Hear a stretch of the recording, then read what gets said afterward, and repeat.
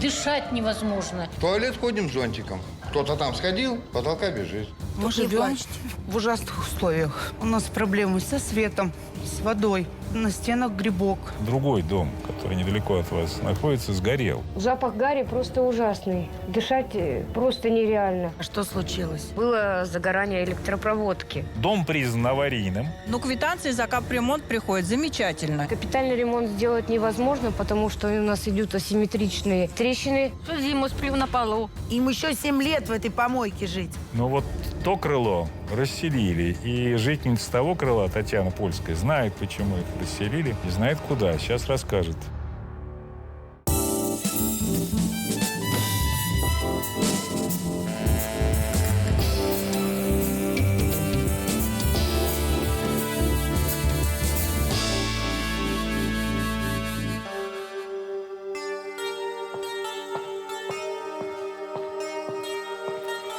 Добрый день. Когда мы готовили эту программу, были шокированы дважды. А вот чем? Расскажем. Круто. Сегодня в нашей студии Анна из города Троицк, Челябинской области. Здравствуйте. Здравствуйте, Юля. Что у вас случилось? Рассказывайте. Мы Только не живем плачьте. в ужасных условиях. У нас проблемы со светом, с водой. На стенах грибок. Куда бы мы ни обращались, везде у нас тупик.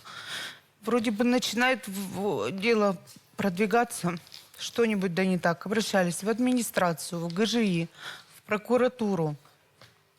А что говорят? Молодое здание аварийным признать у нас невозможно. Ну хорошо, Можно капитальный ремонт сделать. сделать капитальный ремонт, а стены восстанавливайте сами. Вы сами? Да. А вы собственник? Нет, у меня муниципальное жилье. И вы должны муниципальное жилье восстанавливать сами? Да.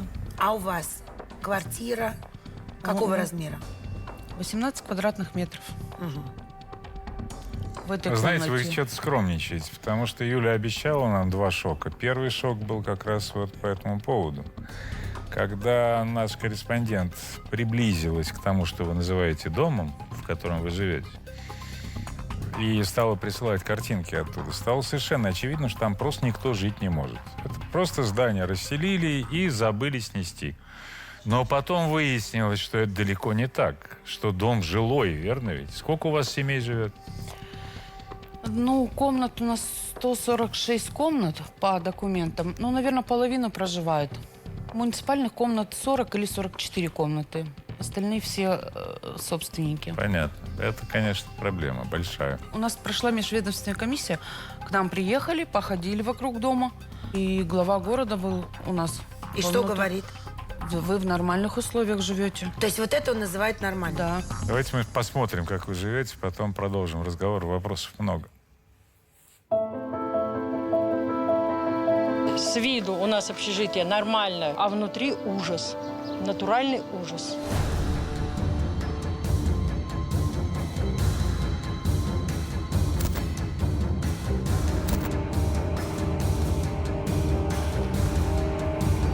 Дышать невозможно. Прикасаться к стенам невозможно. Ну, ничего страшного.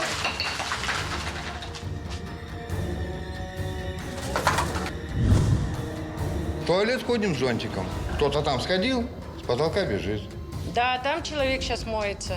Поэтому все льется, вот, пожалуйста, людям на голову. Сейчас будут люди ходить, и здесь на голову все будет литься. За свет вообще бесполезно что-то. Раньше мы платили по 250, потом сделали 350. Сейчас 500 с чем-то. Замыкает, постоянно выбивает свет.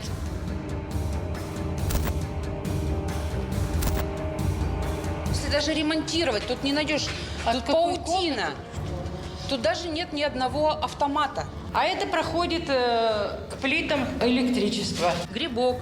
Как его убрать? Он даже, вон, грибок поверх уже краски. Тут даже ковырять не надо, вон.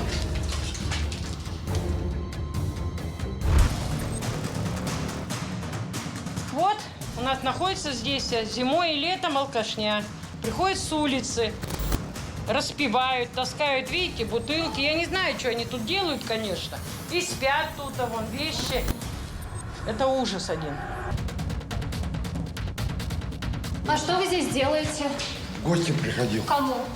Ну какая разница? Туалеты общие у нас идут. Ужас, конечно, я знаю, как вы туда зайдете.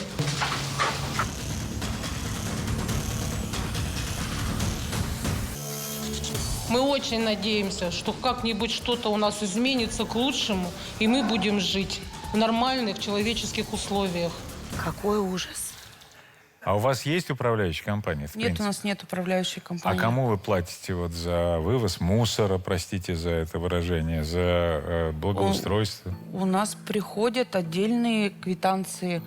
Отдельно за свет, отдельно за воду, водоканал, отдельно за тепло, МУПТЭС. То есть вы платите во все разные Да, во инстанции все напрямую, да? Да, да. Вот когда коротит что-нибудь, скажем, да, я уж не говорю, там щитки выбивают. Куда их просто- звонить-то Их вообще? просто нет, да. Вы Государство кому не платит. обращаетесь, чтобы починили? Если честно сказать, мы обращаемся, у нас просто есть один человек, он электрик. Мы все к нему обращаемся. У нас даже ставки зимой выбивают, внизу ставки. Вот.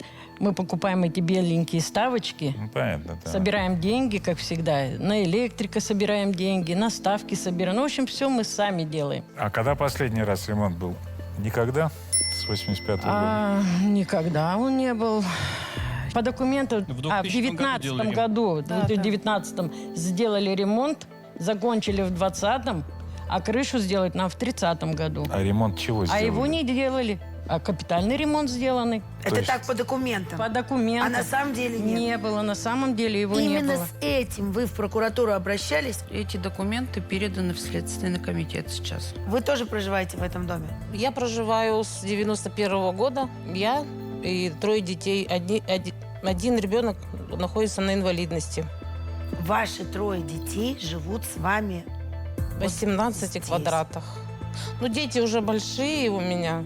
Вот младшему 19-й год. Вот он на инвалидности. А те уже взрослые, но тоже нету жилья, И они проживают, живут с вами. проживают вместе со мной. Вы все в одной комнате? Да, В 18 метрах? да. А где вы спите там? На диванах, кто-то на полу.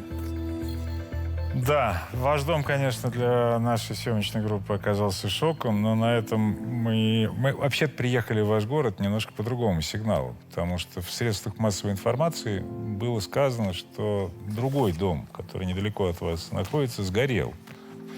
И одна из жительниц этого дома, Светлана Сигайлова, к нам приехала. Давайте с ней поговорим. Здравствуйте, Свет. Светлана, почему плачешь? Когда бабушка болеет, когда был пожар, мы легли спать. А она старенькая, она не ходит у меня. И слышит, дым идет, она задыхается у меня.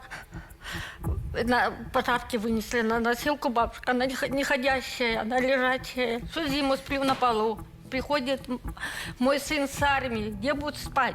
На полу. А у вас комната какая, размером какая? Не сказать, чтобы она большая была, но она маленькая. Там только одному человеку жить. А бабушка спит на диване.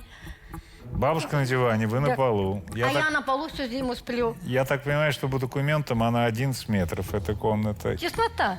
Я всю зиму сплю на полу, я работаю, плачу за комнату, за все. Все лето плачу за тепло. Мы раньше жили в общаге, напротив стройки, Юля. Там общага вся разрушилась. Вот. Там невозможно жить. Там пьянка, там стоянка, столы их поставят. Ну, невозможно жить-то. Так, вы обратились в администрацию. Да, Говорите, жить здесь невозможно. Невозможно, Юля. И в итоге дали вам комнату вот здесь. Да, в дворике на 4 этаже. Так получается, что вам дали ее как временную, что ли? Да, время мое То это. есть это у них как раз тот самый фонд, о котором... Маневренное жилье, Да, жилье. да. А правда, что мама ваша ветеран труда, Да, и да, ту комнату да, она да. получила именно от предприятия, да, ведь 11 метров? Да. Получается, что за свои Да. 83 года она в нормальном жилье-то и не жила. Да. То да- вот в Так той и выжили. общаге в одной комнате, Да. которая вся рушилась, Да. то теперь в таких условиях Давайте, живет. давайте посмотрим, как вы живете-то.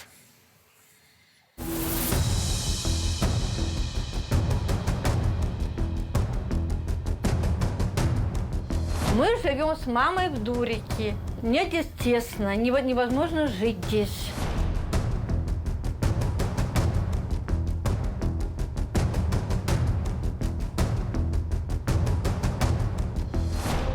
Мам, как ты себя чувствуешь? Ничего. Ничего? Она не ходит, она лежачая. Все лето воды горячей нету у нас, дурики. Все лето. Греют чайника. А что теперь делать? Вот так вот купаю ее, вытираю. Ноги вытираю, лицо, руки вытираю. Все делаю ей. О, ну здесь жить невозможно.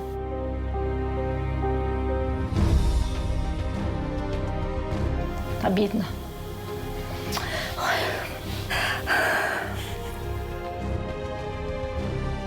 Вот здесь я сплю на полу.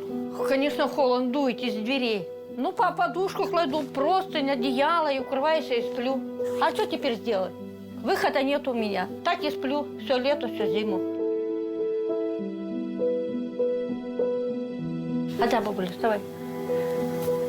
Вот так. Подожди. Вот так я ее кормлю. Так она ест. Давай. Видишь, как смотрит.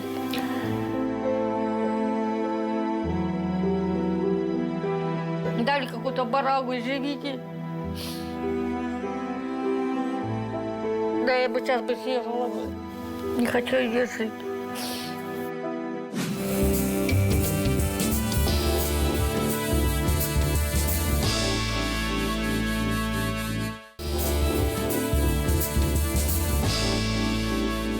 Светлана, скажите, пожалуйста, а во время пожара никто из жильцов не пострадал? Ну, она на 4-м этаже, она лежала по больнице. Она вышла, она теперь дома. Ну, слава богу, что все Да, живы. Юля, да. Давайте посмотрим, как жители вашего дома вспоминают ту ночь, когда начался пожар.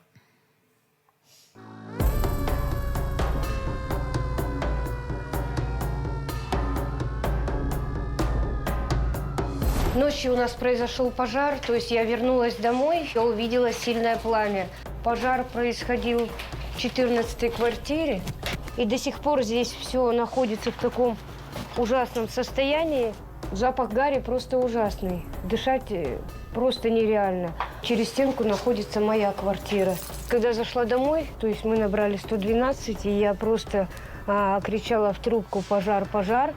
Дочери кричу «бери полотенце» и мочи его, выбегай, пока есть возможность. Вот так мокрое полотенце одела и вот так вот выбегала. Тут вот пламя, я вот так вот перепрыгиваю, дальше просто бегу куда-то.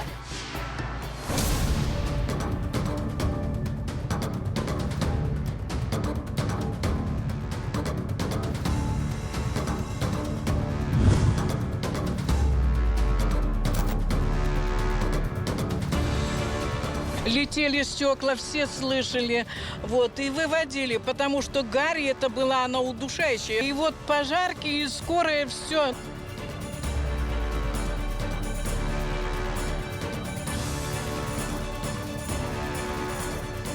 Люди, соседи, пожар, выходим из дома.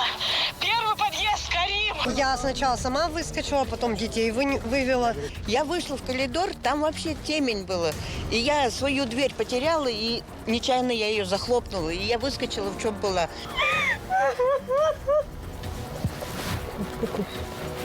Я в какой-то момент просто поняла, что я ничего не могу сделать. Я просто села на углу дома и начала молиться. Давайте позовем еще одну жительницу дома, которая активно добивается, очень активно добивается расселения. Римма Муртазина в нашей студии. Здравствуйте. Здравствуйте, Рим. Ну, рассказывайте. Вы-то в курсе, как никто, я так понимаю. Ну, вообще, наш дом построился в 1972 году и как бы состоял, и сейчас состоит из двух частей. Между ними одноэтажное нежилое здание «Кулинария Мария» для удобства тех рабочих, которые строили Троицкую ГРЭС. До 4-го года относилась к станции. Потом с 4-го года по 8-й принадлежала муниципалитету. А вот ваши две половинки на экране сейчас, да? Да. В какой вы живете? В этой крайней, с этой стороны. То есть, если получается, смотреть на картинку слева, да? Да. Угу. Рядом находится у нас школа через дорогу. Как-то нам нравится вообще этот весь дом, но наше состояние дома очень плачевное. Одну половину дома признали аварийным в 2017 году и расселили, и то только после приезда Текслера. Это В 2019 году, когда та половина начала нас кипятком топить через кулинарийный подвал. То есть мы написали, наша половина дома написала Текслеру, он сделал великий разворот, но администрация города почему-то ознакомила Текслера только с частью его дома. Это бывшая кулинария, Это как бывшая я понимаю. кулинария. Нет, ее кулинарию не расселили. И это вот был... сейчас вот это ваш дом. Это наш дом, да. А кулинарию Марию разобрали, чтобы визуально нас отделить от того здания и включить нас в программу капитального ремонта. Капитальный ремонт сделать невозможно, потому что у нас идут асимметричные трещины в той половине дома. Мы обращались в администрацию, в управление ЖКХ, прокуратуру. По кадастру это одно здание или разные? По выписке из ЕГРН 78 в конце, да, одно. И даже кулинария Мария тоже одно целое. То есть это все было одно Дом здание? 12. То есть часть здания признали аварийным и расселили, а вторую часть нет. Это возможно вообще? Такое возможно, потому что у нас новое законодательство с 2017 года появилось. Можно даже признать аварийный один подъезд. Если у тебя в одном доме там 100 подъездов, один подъезд признать. Или даже можно признать аварийной одну квартиру. Понимаете, все это у нас реально. Ну, такой маленький нюанс. Почему администрация города Троицка задним числом, то есть, как мы являлись или являемся одним целым, то есть дом 12, 4 февраля 2022 года администрация города просто присваивает нашей половине новую букву А. А до этого ее не было? Не было. И самый важный момент, что площадь дома в постановлении администрации указан 5711,3 квадратных метра. То есть это площадь всего объекта недвижимости. Все, что вы сейчас здесь озвучиваете, это для работы Следственного комитета и прокуратуры. Ну, на самом деле. Ну, кстати, вы обращались... То есть это не только к сейчас Следственный Вы комитет обращались в Следственный комитет. делом. Давайте посмотрим, да, обращение ваше. Открытое письмо от жильцов дома 12 в 10-м квартале. В ночь с 22 на 23 мая в многоквартирном доме 12 произошел пожар. Самой пришлось покидать свое жилище позже через открытое окно. А кто-то из жильцов просто закрылись и отказались эвакуироваться. Люди до такой степени устали жить в аварийном доме и бояться за свои жизни, что были готовы просто задохнуться или сгореть в своих квартирах. Квартира 14 выгорела почти вся. В квартире 15 было сильное задымление. Кухня, совмещенная с коридором, закопченная. Потолочная плитка частично оплавилась. В тот момент, когда люди, не спавшие ночи из-за пожара и не имея возможности приготовить пищу, сидели, ждали помощи, а администрация города совещалась, видимо, по более важным для них вопросам – празднование 280-летия города Троицка. Жильцы дома 12 считают, что администрация города и органы местного самоуправления нарушают жилищные права граждан. Люди боятся просто сгореть заживо или остаться под завалом в собственных квартирах. Боятся за жизнь и здоровье детей, инвалидов и пенсионеров. Да, вот хочется к пожару вернуться. Все-таки как он начался, что случилось? 23 мая, когда я обнаружила пожар у соседа в 14-й квартире, то есть была приоткрыта дверь. Да, но они постоянно там пили, какие-то сборища были. Окно было от драки разбито, то есть был поток воздуха, видимо, сильно разгорелся. Я дочери говорю, наливай быстрее воды, то есть чтобы временно хоть как-то купировать, обливаем его этот коврик, потому что там линолеум, чтобы не загорелось. Говорю, кричу, звони 112, потом просто говорю, убегай. Она говорит, куда? Ну, просто, говорю, беги, спасайся. Ну, просто шок. Когда Катя выбежала уже на улицу, я закрыла дверь, тут погас свет, то есть уже в темной своей задымленной квартире я просто искала кота, не могла найти, где он. Потом я скидывала... До этого я скинула, слава богу, куртки вот эти, которые висели. У нас кухня маленькая, то есть на дверях у нас вешалка. Я скидывала эти куртки. Вот нас спасла буквально железная дверь, которая деформировалась после пожара. А от чего пожар случился-то, ясно уже или нет? После обследования МЧС, со слов их, мы знаем, что было загорание электропроводки. Куда мне обращаться? Ремонт нужно делать капитальный, потому что в этой квартире жить невозможно. С 23 мая коридор полностью купирован. Слава богу, что 24-го хоть дали основной части, то есть обзвонила все инстанции МОПТС, администрацию. То есть они там были задействованы на другом объекте, и потом все-таки подключили к электроснабжению. А наш коридор на 6 квартир полностью оккупирован. Вы без электричества сейчас? Представители ЖКХ мне предлагали, проведем вам провода до квартиры. А в квартире как хотите, так и будьте. Я говорю, в смысле? А в квартире, откуда я знаю, в каком состоянии у меня электропроводка? И вообще, как можно провести временные вот эти кабеля по коридору, не устраняя последствия после пожара, да? И еще важный момент. А вы, говорю, дадите мне бумагу, подтверждающую, что именно вы проводили работу? Они сказали нет. На что в интернете они написали, что я учиненно воспрепятствовала работам ремонтно-восстановителям. А я им, конечно, написала ответ, что да, и по какой причине. На что они опять ответили, что собственники обязаны обеспечить бесперебойную работу систем всех. А у вас, кстати, сколько собственников, а сколько муниципалов в доме? 33 муниципала и вроде бы 116 собственников. Когда дом в 2017 году признавали аварийным, он не был разделен на корпуса. Следовательно, по бумагам аварийным признали весь дом, но расселили только один корпус. Есть признание дома аварийным, дома целиком. Да. Есть программа расселения, которая действует до декабря 2023 года. Значит, у них все документы на руках. Дом признан аварийным, есть решение о расселении. Администрация теперь просто обязана их расселить. Им никуда ходить не надо. Давайте еще послушаем ваших соседей. Да, люди просто действительно устали жить в таких условиях. Дом на грани. Люди все тоже на грани. Нас никто не слышит. Ужасное все. У нас стена идет. И клопы, и тараканы, вся живность. Трубы в подвале, которые принадлежат водоснабжению, у нас канализация, все прогнило. Постоянно идет течь. Ремонт осуществляется за счет нас, жильцов. Света нет, воды нет, квартиры разваливаются. Провода все друг на друге нахлестаны. Висят просто вот так вот по коридору. Дети бегают, схватились, все, ребенка нету. Кто за это будет отвечать? Вот только и принюхиваемся, чем пахнет. Не пахнет ли где-то гарью или где-то резиной? Не знаешь, не то у тебя плитой придавит, не то током шарахнет. Нам здесь не нравится жить. Нету здесь ничего. Площадку здесь надо экономить. Надо расселять весь дом. Администрация должна нас услышать.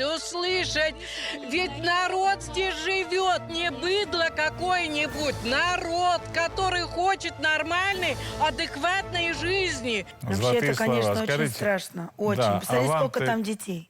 А скажите, пожалуйста, вам платежки за коммунальные услуги приходят? Приходят. А кто там исполнитель услуг стоит? Водоканал, Энергосбыт, да? Ну, у нас и районные теплосети, то есть холодная вода стойкие, МУПТС, ТКО и Уралэнергосбыт. То есть у вас договоры напрямую заключены? Да, еще нам приходит теперь квитанция за капремонт. За капремонт. Да, нас они включили по 48 признан год. аварийным, но квитанции за капремонт приходят. Замечательно. Но об этом чуть позже. А пока мы не видели еще и дом изнутри. Давайте посмотрим.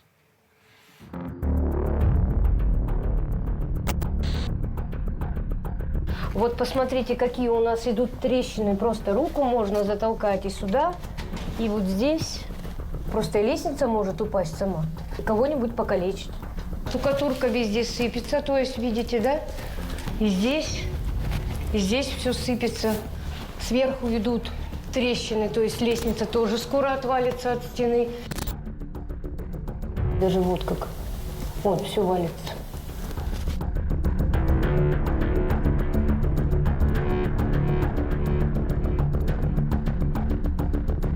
Окна разбивались во время пожара. А эта бумажка, это так называемый маяк. То есть это говорит о чем? Что стена расходится и в доме опасно находиться. То есть вот оно сыпется все. Сыпется. Буквально. Вот эта сквозная трещина, то есть можно руку просунуть просто, да?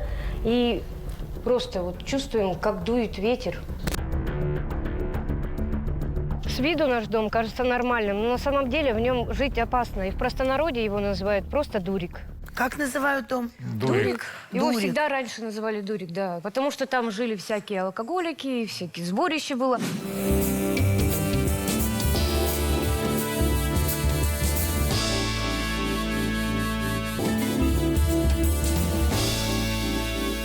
Дом был один, дом 12. Потом он стал дом с литерой. Но вот то крыло расселили. И жительница того крыла, Татьяна Польская, знает, почему их расселили. И знает, куда. Сейчас расскажет. Давайте позовем. Здравствуйте. Здрасте, Татьяна. Эй.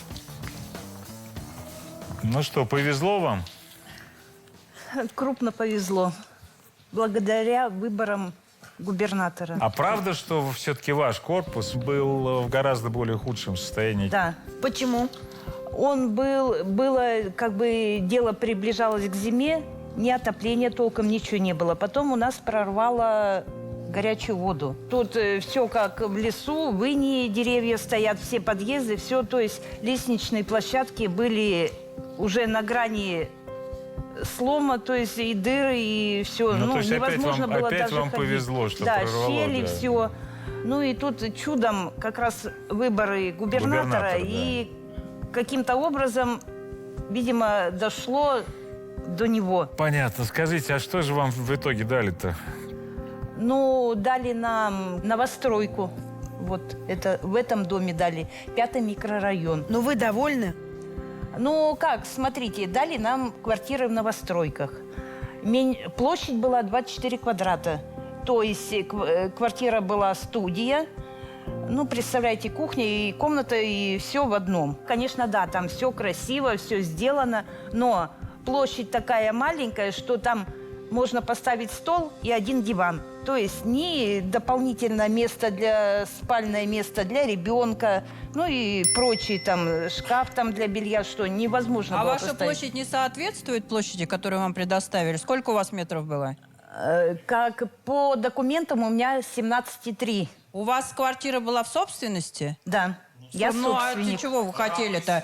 Но это вам, вы знаете, это в шоколадных условиях вам А ощущение. дали 24. Да, а женщина, которая... Вы постесняйтесь вот людей, которые студии. Ну, это да, это я согласна, да, это, конечно, чудо, большая площадь, потому что у них меньше не было, может быть, они и предоставили бы. А вы там живете сейчас или нет? Нет, я ее продала и приобрела жилье в городе Троицке, в поселке Грэс, то есть на двухкомнатную квартиру, так как там не хватало места. Ну, То есть это там уже... вот этой новостройки вам хватило, чтобы в другом районе купить во вторичке двухкомнатную Да, квартиру? прекрасно. Мы связались с исполнительным ИО, заместителя главы по городскому хозяйству администрации города Троицка Андреем Андреевым.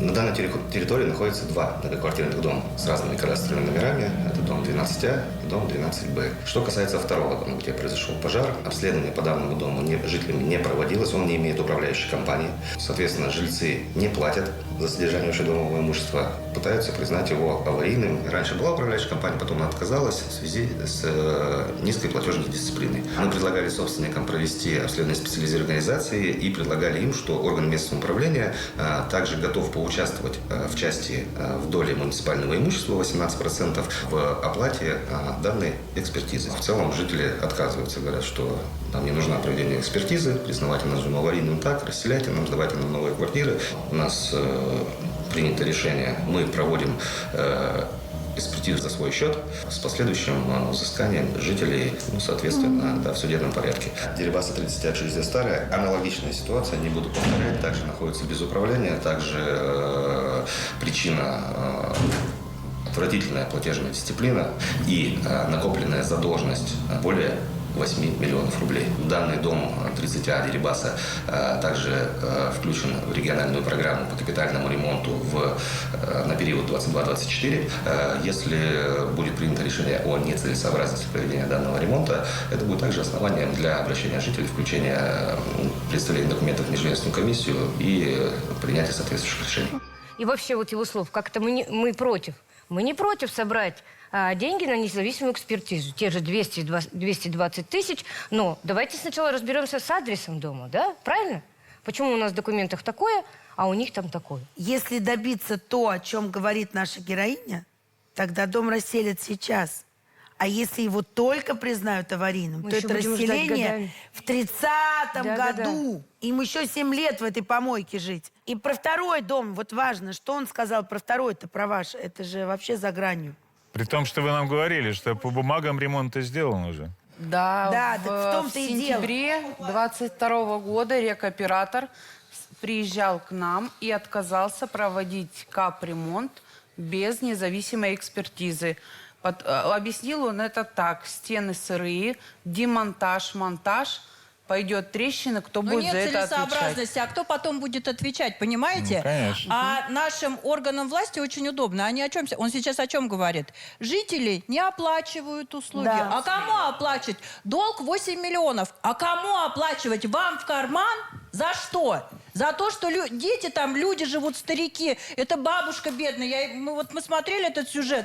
Я вообще не могу. Как вы там живете? Основанием для сегодняшней передачи было то, что случился пожар. И 4-летняя девочка, слава богу, сумела спасти там дядю и сама выжить. И пожар случился в доме, который внешне из двух в менее плачевном состоянии, чем вот первый дом.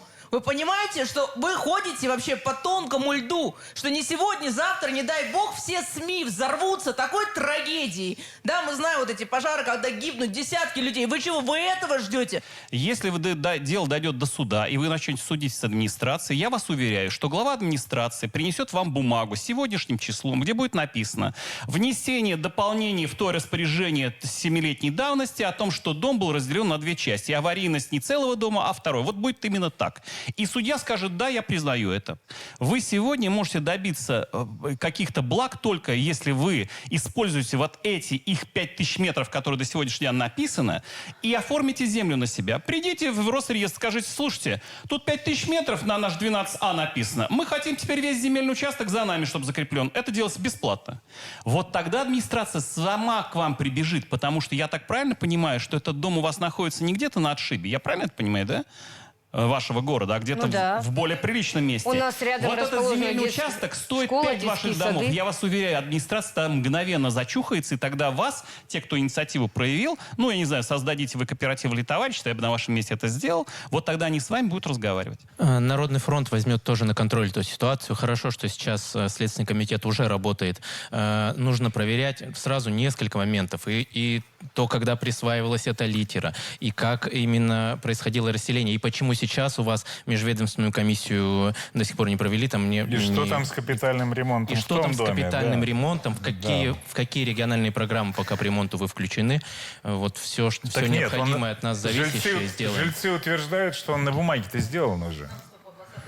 А это отдельный предмет вообще рассмотрения. Это кто-то деньги вообще увел. Да. Я вот, смотрите, все время ругаюсь за то, что они недостоверную информацию дают федералам, что не получают деньги именно из-за этого. Но люди вот тут вообще мучились. парадоксальная история. А теперь мы честно говоря, парадоксальная, потому что они собрали комиссию, признали дом аварийным до декабря 2017 года. Они вошли в программу. Федеральную программу. Так введите второй корпус в эту программу. Это ж не ваши деньги. Вам их хотя дадут. бы нас, мы соберем Нет, деньги, да? знаете почему? А потому что одно дело 2500 метров расселить аварийного жилья, а другое дело целые 5. Давайте, ребят, давайте, работайте.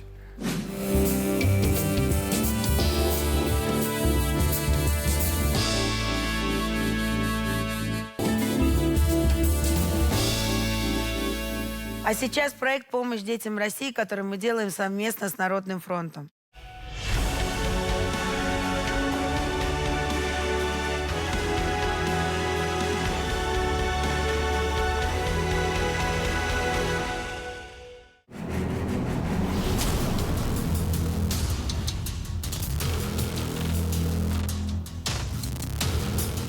Когда падает бомба, вот такой звук. Бу-бу. Там есть. Очень громко и гулять нельзя. Мама плакала часто. Детей накрывала собой. Было вот так вот страшно. Я сам не плакал, я же муж.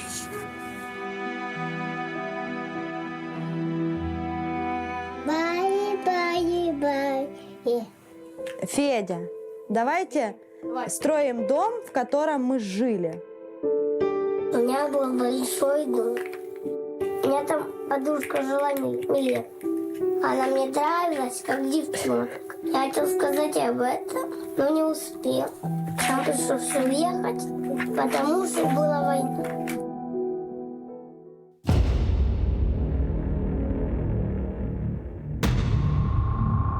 Федору 5 лет, а Даше всего 3 годика. И для них, как и для нормальных детей, самое главное – быть с их мамой и чувствовать себя защищенными. Я приехала к ребятам познакомиться.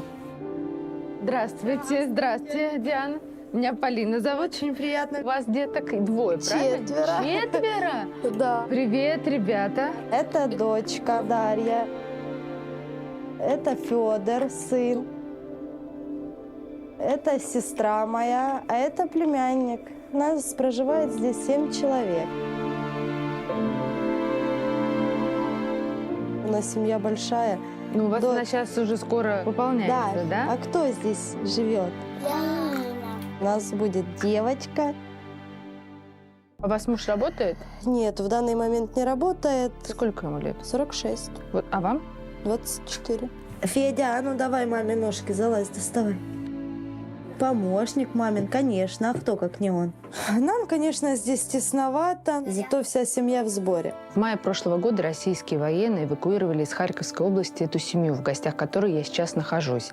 Вместе с Дианой в Луганск переехала ее сестра Ангелина. Не так страшно было вот эти все бомбежки, вот эти все танки. Страшнее то, что оставить мать. Ну, по сути, даже бросить. Сейчас мы не знаем, жива она или нет.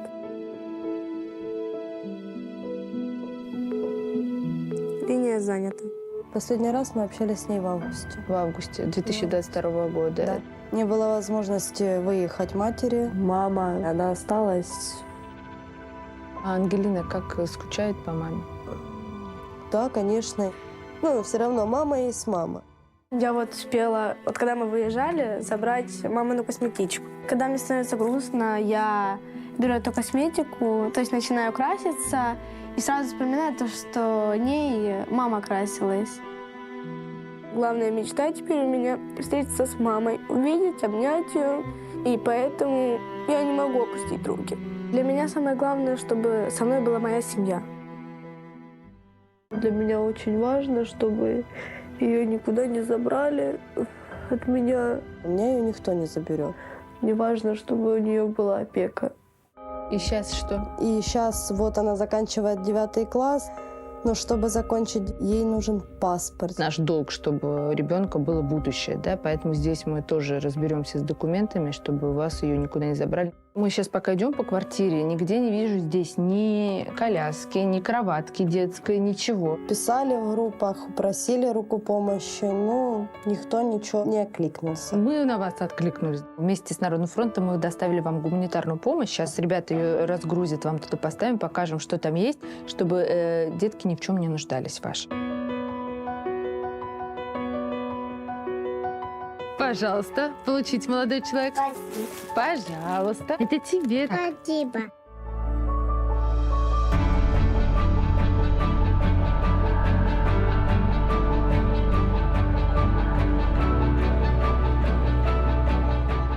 Кроватка для вашего будущего Спасибо. малыша, да? И коляска.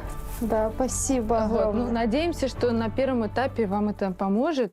Ань, скажи, пожалуйста, какой наш первый шаг для помощи Дианы по документам? Мы приехали в отделение миграционной службы одного из районов города Луганска, где, соответственно, подадим все необходимые документы на получение паспорта. Пойдемте тогда? Да. Завтра у Дианы предполагаемая дата родов, и мы вернулись специально, чтобы успеть к этому дню привезти ей коробку для новорожденных. И идем сейчас ее вручать. Диана, здравствуйте, привет. Как вы себя чувствуете, Диан? Потихоньку. Ну, мы старались успеть. Приехали с этим подарком. Поможешь? Давай вместе. Шампуни, присыпка детская, все. Средства для купания. Теплый такой вот комбинзончик. Держи. Будешь помогать маме с сестренкой? Да. Да.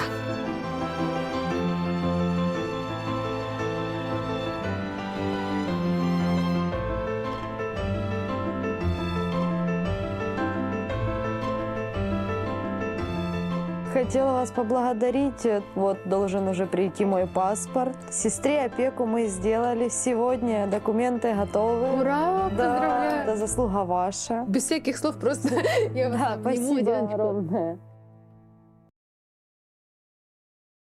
Если вы знаете кого-то, кто нуждается в помощи или сами готовы ее оказать, пожалуйста, обратитесь к нам в редакцию. Спасибо. Пилю дрова, подметаю, плачу за свет, за воду. В общем, как нога сломалась, ты стал ее единственной опорой и поддержкой. Да. Была сделана реконструктивная операция на стопе. Ну, я вижу, парень работящий, нам такие нужны. Конечно, я люблю работу. Забираешь? Заберу. Считаете себя алкоголиком? Да, я считаю себя. Это вы? Точно? Я хочу радоваться жизни, а не губить себя и свое здоровье. Друзья выпивохи, никуда делись. Половина умерла. Муж не стал пить, они не стали просто приходить. У меня шея смотрит в одну сторону, вот вправо. Мама чувствует себя хорошо. Сейчас спит? Да. Все Целыми хорошо? днями. Я могу вот повернуть, видите? Угу. Меня еще называют доктор последней надежды. Он реально позиционирует себя богом. К нам сегодня приехала Наталья Ахулкова, которая потеряла своего сына после того, как он проходил лечение у Дмитрия Раевского.